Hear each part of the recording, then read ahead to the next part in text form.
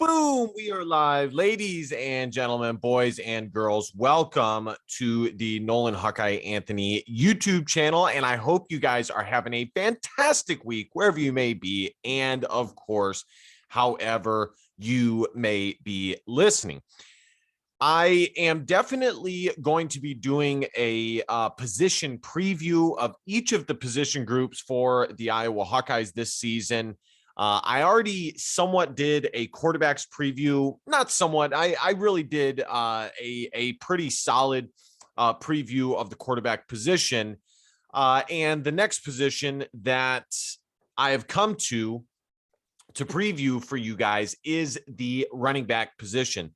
And I got to tell you guys, right off the jump, I am excited about the potential of this group. I think it is more talented than many outsiders, including Iowa Hawkeye fans, realize. There's a lot of talent. There's a lot of athleticism in the backfield, and we will definitely dive into all of that. But before we get into any of that, I want to ask you to hit that subscribe button because, well, subscribing makes you feel good. At the very least, like, comment, share. You know the drill. And without further ado, let's get into this. The first place that I think we need to start when it comes to looking at the Iowa Hawkeye backfield, which, by the way, I really think that this is one of the most important position groups on the entire Iowa Hawkeye team. I mean, you can really make a case for every position group, defensive line, specifically for the Iowa Hawkeyes, the DBs, the linebackers. I mean, you really can make a case for all of them. But when it comes to the offense, generally speaking, under Kirk Ferentz, the best teams that Iowa has had have been really good run teams. Now, last season would be an outlier. I would say Iowa was a middle of the pack to lower tier running team. They definitely didn't get help on the ground from the quarterbacks. And, you know, it was a very young offensive line group. It did improve as the season went on, but not a ton of running room. And I also think, and this is something that has been discussed quite widely, Tyler Goodson, I think, took a small step back in certain regards in his final season in a Iowa Hawkeye jersey. Now, that is where we need to start first, is who the Iowa Hawkeyes lose. And they lose Tyler Goodson, who was a phenomenal teammate. He will go down as one of the most winningest Iowa Hawkeye players. Maybe not winningest, but he was definitely a guy who was a part of a few high win percentage teams. Great for the culture. His parents embraced the University of Iowa, the culture, the fan base, the whole nine yards. His Tyler Goodson's mother gave a shout out to my YouTube channel. So I am eternally grateful. Great family. I think he's going to have tremendous success in the NFL and, quite frankly, with whatever he does, because he's just a great guy, great kid, and it's a great family. So that impact is going to be felt. And, you know, it just is. There's no way to go around it. Tyler Goodson was the primary running back for the Iowa Hawkeyes for 2 seasons, and a big contributor for 3 of the seasons. His freshman season, he didn't have as many carries, but he was definitely in the top 2-3 depth chart for the Iowa Hawkeyes. So no matter how you slice it, guys, losing Tyler Goodson is going to be felt. I think it'll be felt more in regards to him being a great teammate, a great guy. Yes, he was talented. Yes, he brought a certain swag to the Iowa Hawkeyes, but I think they will miss him even more for the type of teammate he was and things like that. The other guy that the Iowa Hawkeyes lose is Ivory Kelly-Martin. And I got to tell you guys, there is not a guy that that I am more sad about than Ivory Kelly Martin. And sad is probably the wrong word, because, I don't want to feel bad for the guy, or pity the guy. But the dude, I mean, people forget this. Ivory Kelly Martin was, in his first 2 years at Iowa, maybe even first three, was considered the top back, if not top two backs on the Iowa Hawkeye roster. And he was in line to take a huge bulk of the carries, especially after LaShawn Daniels graduated from the University of Iowa. And then injuries just derailed him.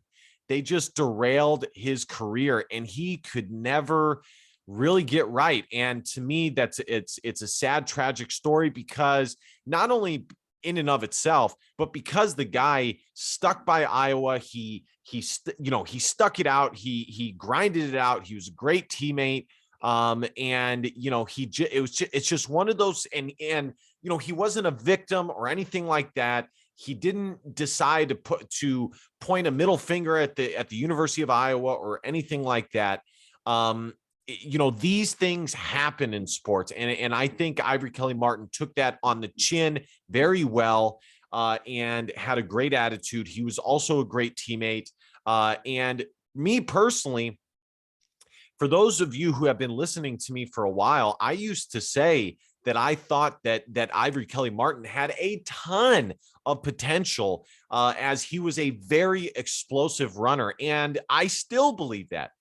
Again, it was just injuries that totally derailed his career. And towards the end, Tyler Goodson was just such a mainstay that Ivory Kelly Martin was really only used or needed in, dire circumstances, for lack of a better term.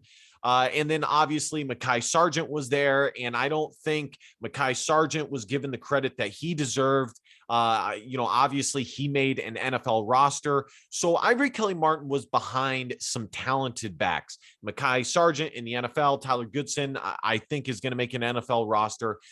He got stuck behind some talented guys, and that's just the nature. That's how competitive college sports is, that, you get injured, and before you know it, everything that was once yours is now totally lost. And it just is what it is. Now, Ivory Kelly Martin, I believe, could have came back for one more season. And of course he decided not to. I don't know what I think as far as if that was the right choice or the wrong choice. There's different ways of looking at it. For instance, he had already been at Iowa for a long time. You could definitely argue that it was that he had been there so long that it was time to see what else he could do in the game of football, get out of the University of Iowa ecosystem and try his new thing. But you could also argue that one more year at Iowa, and he definitely would have been up for, if not the lead guy, to be the starting tailback for the Iowa Hawkeyes this season. And that could have certainly helped his draft stock. But I digress. What's done is done. He moved on, and the two guys that Iowa lost were Ivory Kelly Martin and Tyler Goodson. Now, the two guys that they have coming back that we have only been able to see glimpses of, primarily in the game against Kentucky, would be LaShawn Williams and Gavin Williams. As we have a look here, Gavin Williams and LaShawn Williams are the top two backs on the Iowa Hawkeye roster, and I think that is likely to stay the case. I think that those will come opening game, that those will be the two guys who are the premier backs for the Iowa Hawkeyes. Now, I do also want to add that I have been an advocate of Devin Hilson. He was a guy who went under the radar, especially during the CUF recruiting season. I think he went to Des Moines North High School, and Iowa missed on a few running backs. that they were in on, that they had more tape on, that they felt a little bit better on, but they kind of really didn't have a choice. And so they decided to offer Devin Hilson. And so far, the information about him has been solid. Now, I don't know how much one can rely on that information because ultimately none of us are there to watch and see.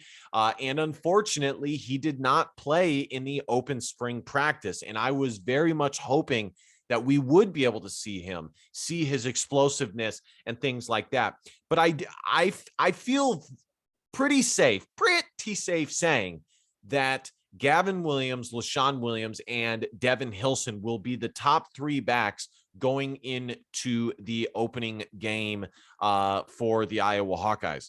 Here is Devin Hilson's recruiting profile from the very highly ranked 2021 recruiting class. As you guys can see, he was graded as an 83. And as I said, Iowa definitely swung and missed on a lot of running back prospects before getting to Devin Hilson. He was certainly not their top guy, but I think, quite frankly, it worked out all the same. Here we have Gavin Williams' recruiting profile from the 2020 recruiting class. And, you know, I mean, people forget he was high, even higher ranked than Tyler Goodson was. And had he not committed to Iowa so early, I think it's likely that he would have gotten some other offers. But he, you know, as it was, he had offers from Iowa State, Michigan, Nebraska. I remember Michigan was a big offer for him. So the talent is there, no doubt about it. Gavin Williams initially went to Southeast Polk High School, and then he transferred to Dowling Catholic. And all the reports say that he looks great. He looks chiseled, and he looks ready to take on a bigger load come this next season.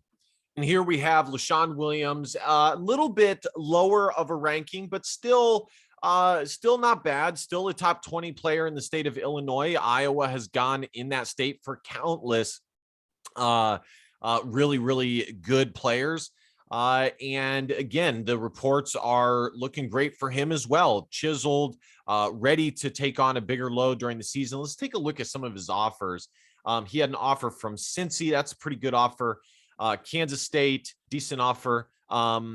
Those look like the two biggest offers he had besides Iowa.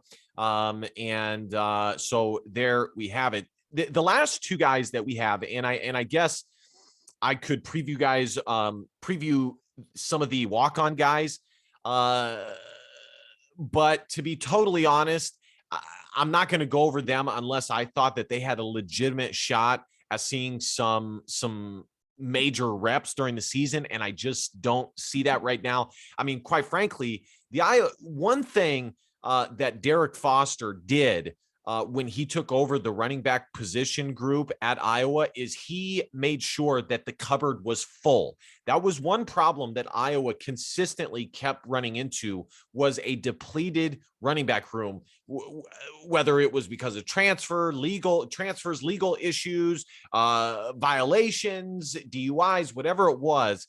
The cupboard would be bare. And under Derek Foster, there was not one season when he was the running back coach where they did not have a full array of guys that they could go to. Were they all the top rated running backs in the country? No, but they were guys that had decent offers that Iowa felt good about. And again, the cupboard was full. So the other two guys that I think are worth monitoring are the two incoming freshmen that I am extremely high on. And I think Liddell Betts and Iowa kind of stole both of these guys. Well, not stole. They worked hard in getting these guys commitments. But it kind of went under the radar. I mean, both of these guys had legitimate offers from some legitimate schools. Caleb Johnson was committed to Cal. At one point, it was thought that he was going to go to Iowa State. 247 Sports considers him a high 3-star. But Rivals considers him a 4-star running back. And I got to tell you guys, his frame is phenomenal. The dude is yoked. He is every bit 6'1", 215 pounds. Let's look at some of his offers here. Cal, Iowa State, Cincy, Kentucky, Minnesota, Pittsburgh, Michigan State. I mean, just a slew of offers for Iowa to be able to go into the state of Ohio and grab this kid was huge, and a great get for Liddell Betts in his first year as the running backs coach for Iowa. And the second guy that they got was Josiah Patterson, who also who his story is a little bit different. He initially had a slew of offers. I mean, once you guys see this guy's offer sheet, you are going to be shocked that he ended up at Iowa. But of course, because of COVID and things like that, he stayed patient throughout the process. And the reality is that scholarship spots tend to fill up. And so some of these schools were no longer committable. But I still think it is important to note that at one time, all of these schools thought that he was talented enough to play at their school on scholarship. Alabama, Arkansas, Auburn, Florida. I mean, these are some legitimate programs, folks, legitimate programs. Florida, Florida State, Indiana, Miami, Michigan, Missouri, Nebraska, NC State, Oregon, Penn State, Pittsburgh, Tennessee, Texas A&M. I mean, these are legit offers, folks. And regardless of what his ranking was by the end, and regardless of if those offers were committable, at one time they were committable, and at one time each and every one of those schools thought that this guy was talented enough to play on their school on scholarship. And I think that that is very important to note. And so we'll see. He checks in at 5'10 and a half, 190 pounds.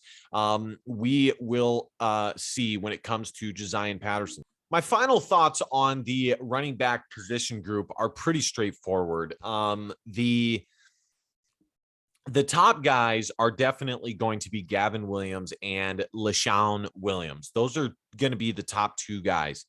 We'll see what happens with Devin Hilson. You know, last I heard he was injured.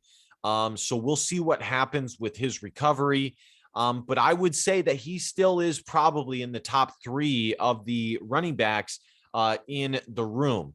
Now, as for the other 2 talented incoming freshmen, I think both of them have skill sets that would warrant early snaps early on at Iowa. But I got to be honest, I don't think it's probable that either one of them see a ton of snaps. And again, emphasis on a ton of snaps. But if one of them does receive snaps, I believe it will be Caleb Johnson. He is the most physically ready to see snaps at a collegiate level. He's 6'1", 215 pounds, very athletic.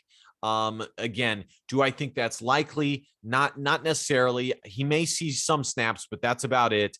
But of the 2 incoming freshmen, I think Caleb Johnson is more likely to receive early snaps than Josiah Patterson. And overall, I'm very high on both of them for their careers at Iowa. I think they can both give Iowa a tremendous 1-2 punch down the line. As for the position group as a whole, folks, this is why I am high on this Iowa team this year, because I think that Iowa goes as their running game goes. And I think that the cupboard is full. There's a lot of talented guys in the running back room. They have some pace.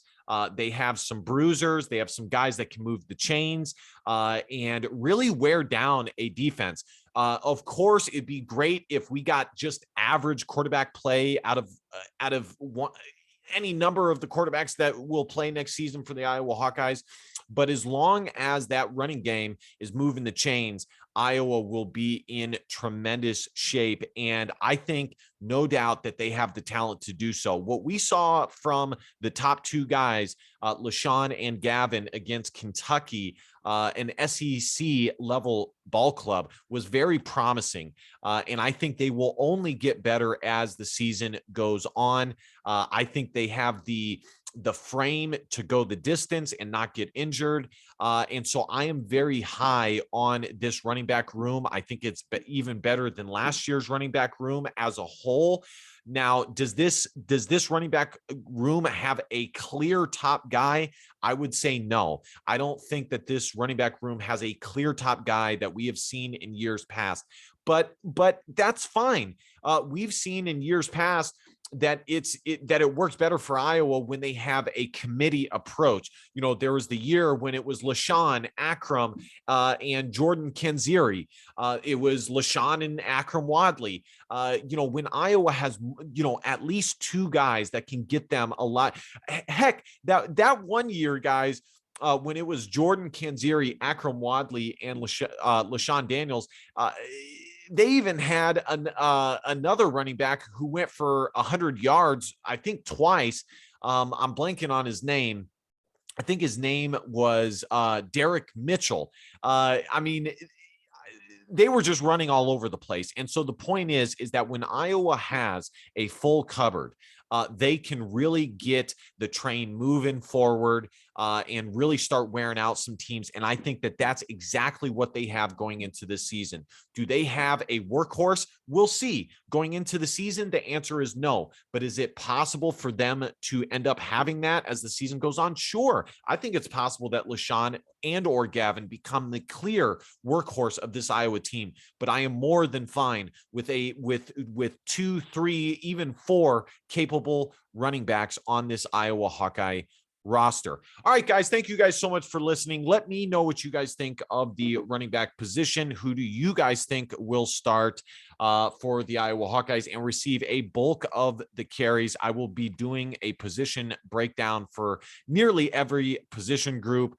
as the season gets closer and closer. I thank all of you guys for subscribing for the channel, being a part of this journey. The channel is just growing immensely, and I'm so grateful. Iowa fans are truly the best. I want to ask you to hit that subscribe button because, well, subscribing makes you feel good. At the very least, like, comment, share. You know the drill. I will see all of you next time. And of course, DBAP, don't be a pussy willow and facts or feelings, because your feelings just don't matter. See you guys next time. Bye-bye. Go Hawks.